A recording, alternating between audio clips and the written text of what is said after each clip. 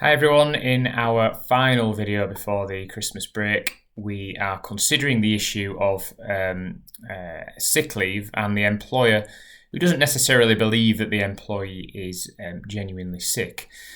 Now, when an employee is incapacitated, it doesn't release them of all their obligations towards the employer.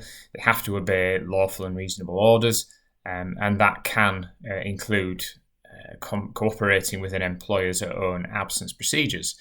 Now, that doesn't give the employer absolute control over what the employee can do, but we have had a number of cases in the past where an employee's activities may be inconsistent with the reason for their absence. Now, if an employee dishonestly takes sick leave, that can amount to misconduct or even gross misconduct. There is a case which considered this, Hutchinson and Enfield Rolling Mills. The employee in this case had a medical certificate for sciatica, had a week off, and on the first day of his absence was seen attending a demonstration, probably moving about quite freely, and he was dismissed. Now, whilst the tribunal did consider that that was unfair, the appeals tribunal stated that it was a total misapprehension, that it was not reasonable for the employer to go behind the sick note, and it was remitted back to a fresh tribunal. So potential there for an employer to look behind the sick note if there is action which is inconsistent with that behaviour, but it doesn't stop there. There needs to be a full investigation of that position. So what about where an employee works elsewhere during sick leave?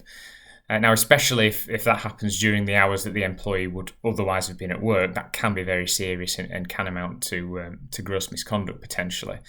But there are a number of factors which are relevant if we identify that somebody is working elsewhere, and the main one is whether that second job may have some therapeutic value that could not be obtained in the first job. So I once acted for an employee who was a care worker. They worked excessive hours and were eventually signed off with work-related stress. The employer dismissed them because they found that they'd picked up 4 hours work at their local social club working behind the bar. That was determined by the doctor to be of therapeutic value because it was entirely separate to the care job. She was working amongst her friends, and it was for 4 hours a week, quite relaxing for her. We might need to consider whether the duties are sufficiently different.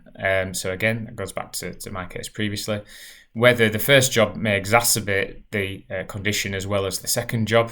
And again, with a mental impairment, it may be the case that where it can be demonstrated it's a de-stressor, the second job, that factor might be relevant.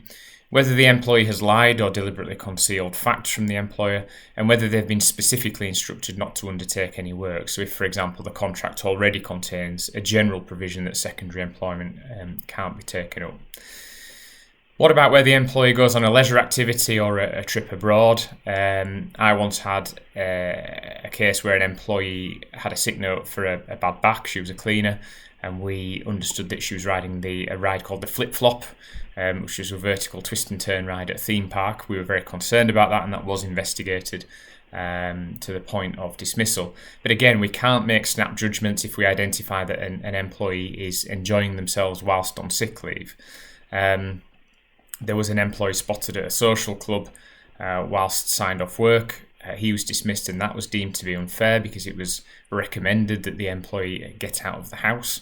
And in many cases, the doctor will advise that, especially if somebody's off with stress and depression. It's not healthy for them to remain inside, and that may extend to them going on holiday, even abroad as well. So if we do have concerns about whether somebody is genuinely ill because we've seen them on holiday or out and about, particularly on social media, that tends to be a real flashpoint for employers. We do need to undertake some further investigation. And what might that look like? That might be a medical examination by an occupational health therapist. It probably won't involve writing to the GP because they prepared the medical certificate in the first place and will probably support the employee. But it's a case of investigating that as far as possible. And if we do decide that there is some dishonesty at play here in terms of the seriousness of the condition, then we would need to deal with that ordinarily under the disciplinary procedure.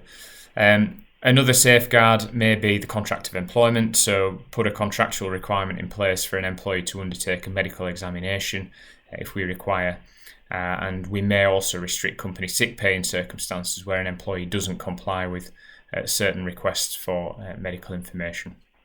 So I hope that video was useful for you. If you do need any further help or advice on this or any other employment matter generally, please do get in touch. Visit the website chadwicklawrence.co.uk or email employmenthub@chadlaw.co.uk. Thank you.